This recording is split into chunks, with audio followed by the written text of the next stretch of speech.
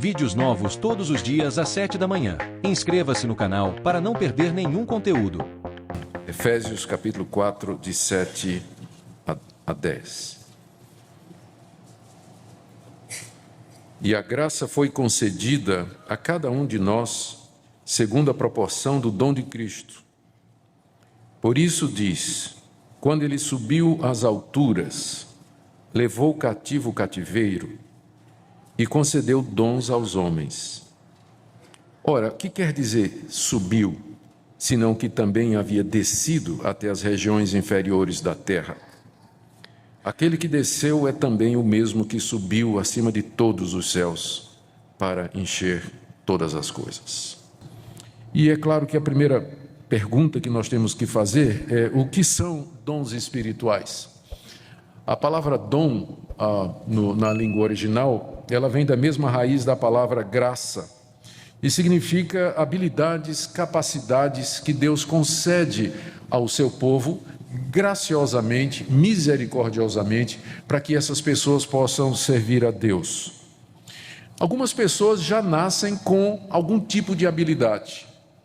Eu não gosto de falar muito, né, da ilustração pessoal, mas eu tenho uma foto lá em casa que tiraram quando eu tinha uns 12 anos de idade e que eu fui o orador da minha turma. No final de ano, eles me elegeram para que eu fizesse aquele discursinho no final de ano, que tem a festinha de encerramento do ano. Está lá eu de gravatinha, com um manuscrito na mão, falando. Desde que eu me lembro, mesmo quando eu não era crente, eu me lembro dessa habilidade e capacidade de falar, de expressar as ideias, e as pessoas ouviam.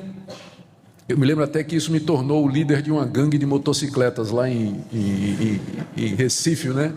Eu era o líder daquele povo lá, tinha uma turminha lá de uns 15 da barra pesada mesmo, e imagina, adivinha quem era o chefe deles, não é? Então, desde que eu me entendo, né, desde que eu me lembro, eu sempre tive isso. Agora, quando eu me converti a Cristo, quando a graça de Deus me alcançou, essa habilidade natural, ela foi transformada para o serviço de Deus. Ela foi consagrada para o serviço de Deus. Eu estou usando o meu caso como exemplo para dizer que isso não se restringe só a mim. Tem muitas pessoas que têm habilidades que vêm com o nascimento, são perspicazes, gostam de servir, sabem cantar, gostam de lidar com pessoas, têm habilidades e facilidades sociais, que Deus usa isso, através da conversão, para o serviço do seu reino. Em outros casos, parece que pessoas são habilitadas ou capacitadas por Deus com dons espirituais por ocasião da sua conversão a Jesus Cristo. Pessoas que não mostravam nenhum dom, nenhuma facilidade para fazer determinadas coisas, de repente, com a transformação que o Evangelho trouxe, nós encontramos aquela pessoa fazendo coisas que ela nunca pensou que poderia fazer, como que se o Evangelho libertasse ou abrisse as portas da sua mente, do seu coração, para ela ser muito mais do que ela era antes, como pessoa, antes de conhecer Jesus Cristo. É através dessas habilidades que Deus faz o seu propósito, ou cumpre o seu propósito aqui nesse mundo. Note a conexão entre o verso 6 e o verso 7. No verso 6, Paulo tinha dito que há um só Deus e Pai de todos, o qual é sobre todos e age por meio de todos. Então, Deus age nesse mundo, mas como Ele age nesse mundo? Através de pessoas. Esse é o plano dele. Agir no mundo, abençoar o mundo, abençoar as pessoas através de pessoas que foram salvas e redimidas pelo Evangelho. E aí no verso 7, Paulo desenvolve isso que ele disse no verso 6. No verso 6, Deus age por meio de todos.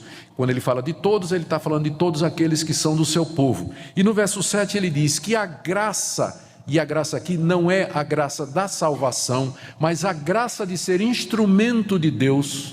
A graça aqui é o dom que Deus nos concede, é concedida, verso 7, a cada um de nós, segundo a proporção do dom de Cristo. Então, dons espirituais são isso, habilidades, capacidades que Deus nos dá para, através delas, Ele agir no mundo, agir na igreja, edificar o seu povo e cumprir os seus propósitos. Por isso, esses dons são vitais para a existência da igreja, eles são vitais para que essa igreja cumpra o seu propósito. E Deus, através da história, Ele sempre está levantando na sua igreja pessoas que têm habilidades, capacidades diferentes para exercitar, para exercer e cumprir a sua vontade. E com certeza você não está excluído como parte do corpo de Cristo. Paulo nos diz aqui 3 coisas a respeito dos dons espirituais que eu queria ver com os irmãos. A primeira está aí no verso 7, que Cristo concede diferentes dons a diferentes pessoas. Eu repito o verso 7, a graça foi concedida a cada um de nós segundo a proporção do dom de Cristo. A chave aqui para entender é essa expressão de que Deus nos concedeu sua graça, a graça do serviço, de acordo com a proporção do dom de Cristo. Em outras palavras, de acordo com a medida que Cristo achou por bem. Ou seja, Deus não concede essa graça na mesma proporção e da mesma maneira a cada um. Embora todos nós recebamos essa graça de servir, mas isso é de acordo com a medida do dom que Cristo nos dá. Aqui eu me lembro nós podemos lembrar aqui daquela parábola que Jesus contou de um homem que foi um fazendeiro que foi fazer uma longa viagem, chamou lá o seu pessoal e deu a um talento, a outro 2 talentos e a outro 5, ou foi 2, 5 e 10, diferentes quantidades, e disse: trabalhem com isso até que eu volte. A cada um ele deu alguma coisa, mas a um ele deu 2, a outro ele deu 5 e a outro ele deu 10. Então, de acordo com a proporção do dom de Cristo, nós temos recebido da parte de Deus diferentes dons, diferentes talentos para servir. O Novo Testamento tem várias listas dessas habilidades. Eu tentei resumir aqui. E essas listas falam a respeito de apóstolos, profetas, evangelistas, mestres, o dom de contribuir, de liderar, de exercer misericórdia, o dom da fé, o dom de línguas, o dom de milagres, palavra da sabedoria, palavra do conhecimento.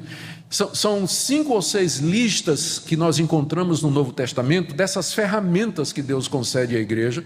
É claro, essas listas elas não são exaustivas, não é? Deus pode dar variações, ou, por exemplo, nenhuma dessas listas tem o dom de cantar, ou o dom de louvar a Deus, mas ela pode ser considerada, essa habilidade, como um desdobramento do dom de ensinar. Porque esse é o propósito pelo qual nós cantamos, ensinar as verdades de Deus e proclamar a grandeza de Deus, só que pela música. É uma espécie de subdivisão do dom de ensino. E aí você pode pensar, por exemplo, hoje em dia tem gente que tem uma habilidade fantástica com coisas da internet. Parece que já nasce sabendo. Sabe mexer com informática, gosta disso, e é uma ferramenta indispensável hoje para a igreja, para o reino de Deus, mas não está listado aqui. Onde será que encaixa? Pode ser uma subdivisão do dom de serviço, ou do dom de ensino também. O que eu quero dizer é que essas listas, elas apontam as ferramentas gerais de Deus, mas elas são adaptadas e usadas por Deus de acordo com a história, de acordo com a cultura, de acordo com a necessidade.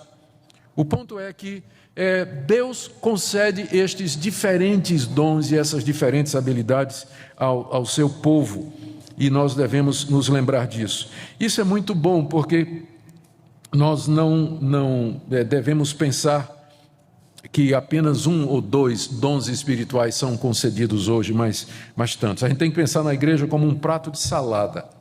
Aquela salada, sabe? Você vai no restaurante e pede uma salada, né? É tão bonito aquele prato colorido, tem verde, tem vermelho, tem amarelo, tem de outras cores lá.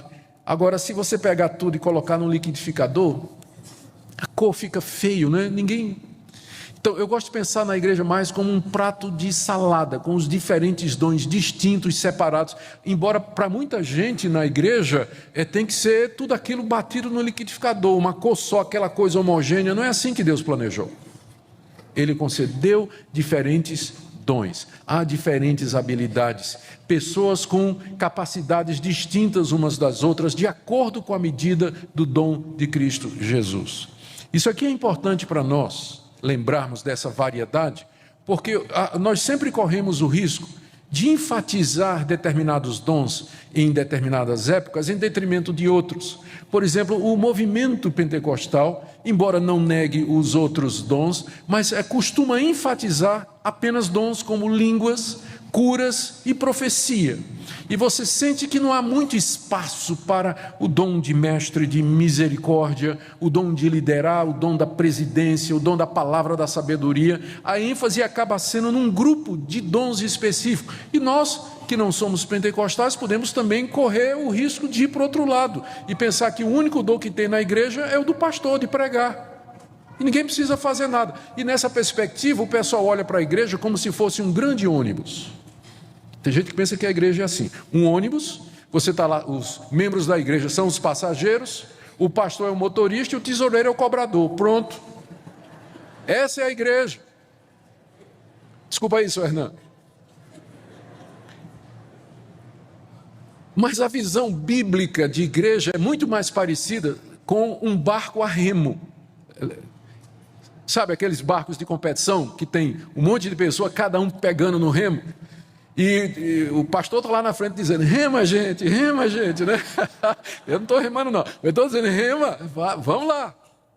Essa visão do barco está mais próxima da realidade do Novo Testamento do que a visão do ônibus.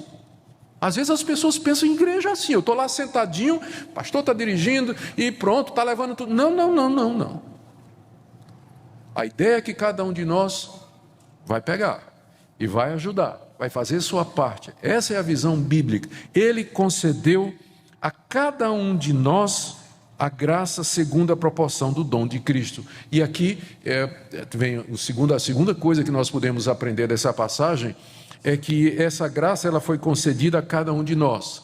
São graças diferentes, dons diversos, que são usados por Deus para edificar a igreja, e cada um de nós foi agraciado. Verso 7 ainda, a graça foi concedida a cada um de nós. A cada um de nós. Cada um de nós.